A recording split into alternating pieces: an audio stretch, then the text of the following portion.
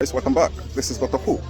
In this very today video edition here, we have a special guest in the garage. When I mean a special guest, a newer model car with AC problem.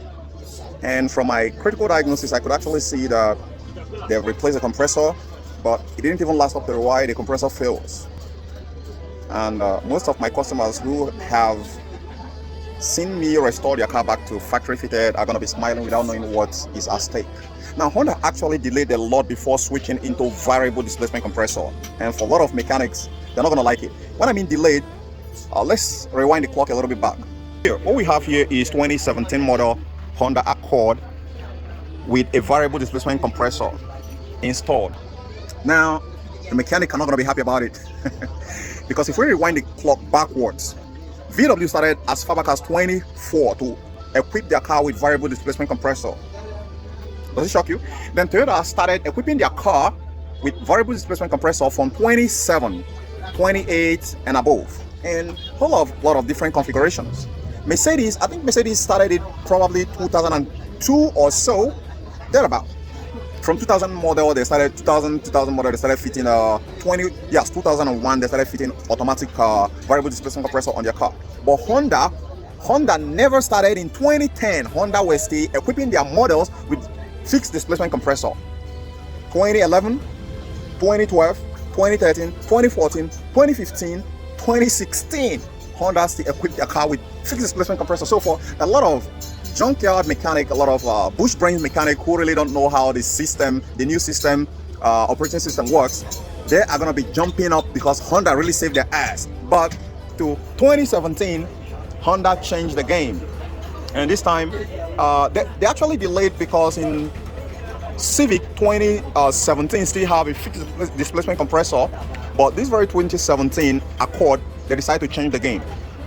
2018, it came with a variable displacement compressor. Not only that, they also equipped the system with turbo. You can see turbo right here. So for a lot of you Nigerians who are turbophobic, I think you want to run away from this very car. But if you are not turbophobic like me, then welcome to the club. Now let's get into the nitty-gritty. What is actually the problem? This very system here, when I say it's new to the system, if you look at the chart here, what we're seeing here is R1234YF and not the standard system of R134A. So I hope Nigerian, you guys are watching. So you can see the retrofit here is completely different. The quick connect couplers. This is the one for R134A, and I have to swipe it in order to get it there. Now what happens here? You can see the static pressure readings on the both side, the high side and the low side. And when you start up this very car here, turn on the AC, it froze like a there, nothing. The AC is blasting warm air inside the cabin. And that is what actually got this very customer here. Now before they met me, they have actually got it to some technicians. I'm certain those guys were kind of jumping up. We're gonna cash out on this one like it's a manual, a fixed displacement compressor, but coming to know that this is actually a variable displacement compressor, I'm certain the technician didn't saw this coming. So what happened? He treated the system the way they treat other systems, and be my guest, the compressor went into the hope of rising again, and that is what brought this very car to my garage. Now let me give you guys a tip. If you are in Nigeria and you want to get your car AC back to factory fitted, I am your #1 guy. Why is that? It's not just about that I fix the car. I give you a warranty that's gonna give you a rest of mind to make you understand that I am not fixing your car by luck. I'm not fixing it by the grace of God or whatever grace you believe. I'm fixing it based on torrents of experience I've got from different car make and model. I've done this on Toyota, Volkswagen, BMW, Mercedes, you name it. So it's not a new thing for me. It's more like trying to eat a fried chicken that is hot, toasted from the oven. That's what it looks like. So let me take you guys a bit inside so you can see how cool, how lovingly this is like. Because over here you can see my Diagnostics box. I've run some diagnosis on it, and Honda did something that I wasn't quite impressed about this one. How would a whole lot of 2017 Honda did not make the AC system to be OBD compliance? I don't really get it. I don't get what exactly happened. I scanned the entire module and my system couldn't actually pick up the Climatronics system. However, I am seeing a wear reading on the gauge, and I know that this system has actually passed out. And everything, as you can see here, looks very fresh and minty in condition. But no, you can't drive this kind of car without AC. It doesn't make any sense with this scorching heat that is blowing things out of proportion. The last thing you want to do is to drive this very car without AC. And bringing it to me this is the end of the road. This very problem here is not going to be leaving this very garage without me solving the problem. So, are you ready? If you are ready, not throw your money away into the garbage and expect luck. We don't fix shit with luck here. No. We fix it and we get it back to working up to manufacturer specification, and it is not easy because I'm trying to do this and trying to keep the price low compared to the fancy shops and others that a lot of competitors that are out there, right? And without making the customer to go and rob a bank when trying to fix your car AC. So here's my key takeaway for a lot of you guys who are new into this very system here. If you don't fully understand how the system operating principle is, you better not to disgrace yourself.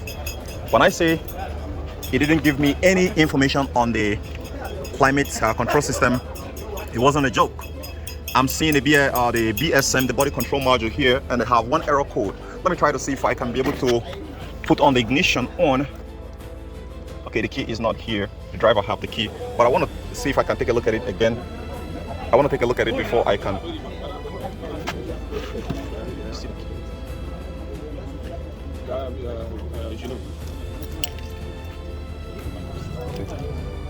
Hello, good afternoon, sir. Yeah, the car is experiencing a compressor failure, sir. Yes, that is the problem, sir. It's not actually about the cost of the compressor because it's a newer model. It has a lot of intricacies there, so it requires an extreme measure to actually get it back working. And I've told them I don't actually rush this kind of work in order to get it back working correctly. It's going to take between 2 to 3 days to get it done correctly, and afterwards I give it 30 days warranty. My workshop is at Dusel Alhaji by Powerline, sir. Yes, sir.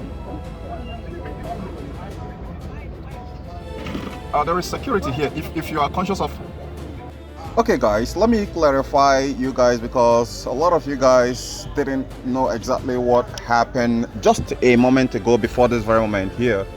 That was me on the phone with the client that actually owns that very car, and he asked a very specific question. The question he's actually asking here is kind of a tactics which most customers in Nigeria or even Africa often use to rip a mechanic off. A lot of people talk about mechanic ripping customers off, but no one talks about customer ripping mechanic off. So he went straight into asking me when I told him your compressor is bad, and I know he just replaced the compressor. Now, he wasn't after the cost of the diagnosis because they don't pay for diagnosis. They don't like paying for diagnosis. They don't like paying consultation fee. No, they don't do that.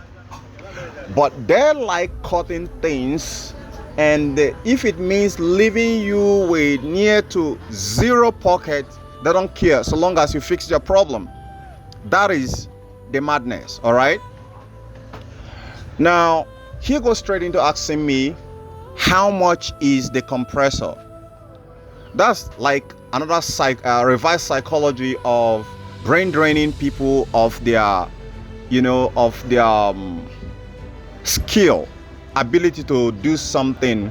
So what often happens in this situation here is when you tell the client that the cost of the compressor, let's say, is around 300k or 500k, he records that and he goes forward to ask you, so what parts more do you want to replace? You say condenser, how much does that go for? Let's say that goes for 100. It's okay, what more? You say then material and refrigerant. He wants to know every detail of how much the parts and material cost because he's going somewhere. Where is he going? Because he wants to know how much is going to be your take home, regardless of how difficult the job is, how tricky, how complex it is. It's not what he is after. So when you are done, he goes boom, okay, let's say that you're done and the entire cost of material is like 800, and you say, okay, my service charge is gonna be 400. He's gonna say, no, for what? Just to replace compressor? No. If you don't want to do it, no problem, I'm gonna look for another person else. So how do you deal with this kind of problem if you are a mechanic or a technician, a service provider in Africa? I have a brutal solution which often, in fact, works a lot. When a customer is requesting for how much is the parts, for you to name them one after the other, don't give in. All right? All you are gonna say is, just in your own case, make a comprehensive diagnosis, the cost of the parts, the cost of everything, then add your own labor, that's the service charge with it. If your labor is going to take up to 50%, don't disclose it. I mean, if your labor is going to take 50% of the entire system, of the entire cost of fixing the car, don't disclose it, all right? Because why? I'm going to tell you why. Because when the system fails, if the compressor fails, the customer doesn't care how much you bought the compressor. He doesn't care how much you bought the condenser. He doesn't care how much you bought the material. He doesn't care how stressful the work was. He doesn't care about any shit. He cares for two things: either you get the problem solved or you refund him his money. And my friend, you're gonna be in a lot of hot soup. So my own brutal solution is, you stack them the price you want them to pay. It's either they pay it or they get a fuck out of your garage. Simple and short. Nothing more, nothing less. All right? Because either way, you're gonna lose him. If he doesn't want to pay, you're gonna lose him. If he's the kind of customer who is very confident of paying maybe like $1,000 for a part, but wouldn't want to pay a service technician a $2,000 or $1,500 to get a problem solved, then you can let him go with his problem. Maybe he could go ahead and solve it himself. Nothing more. All right? But you giving in into saying, yeah, the oil is gonna cost $1, the condenser is gonna cost this dollar, that is crap. You are just ruining yourself, and you are sounding unprofessional, because back in the day when it started backfiring, you might be refunding him money. So why explaining, why giving all that bullshit explanation that won't be required when the system fails? So with that said, let's go back to the video, all right? Because what later happened, I think he was asking if my garage is fenced. He's trying to know if it's a kind of fanciful garage or is fenced. He wants to be sure of the security of his car before he can leave it for me to fix it. But I know those kind of customers. They are the kind of customer who want to hit the mechanic and run. But no, you don't do that to me, because I've faced that more than 50 times out of my about 12 years fixing car AC problem right now. So don't give in to those shit, all right? Stand your ground. If you're giving warranty, make sure you live up to the warranty condition which you have given the customer. That is all.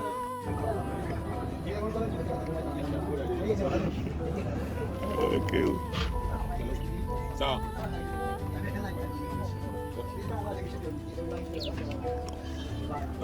Okay, if he's having the problem of leaving the car with us, you guys can come, so we work on it. When we are done, you can take it back until when we finish it. We'll see how we can be able to manage that if he's not confident with leaving the car here.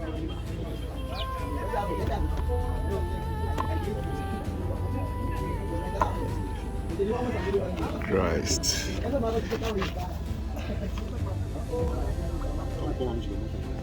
Okay, I'm trying to figure out exactly what's going on here. It has only one error code on the BCM.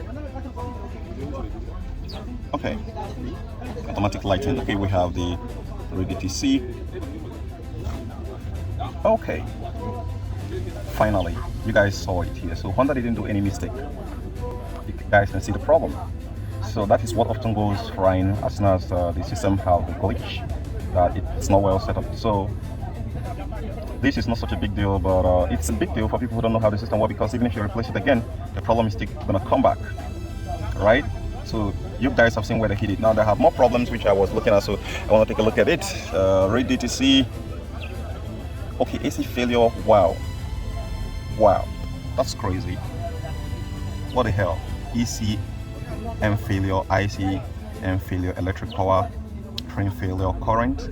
That is what's actually causing the ABS. Let's look at more things here. Let's look at the EPS, electronic power steering. When the ECU start having problem, a VSA malfunction. Okay, IDSA, integrated driver assistance, VSA actuator brake malfunction. Okay guys, pretty much most of the problems that are coming out here are just new kind of.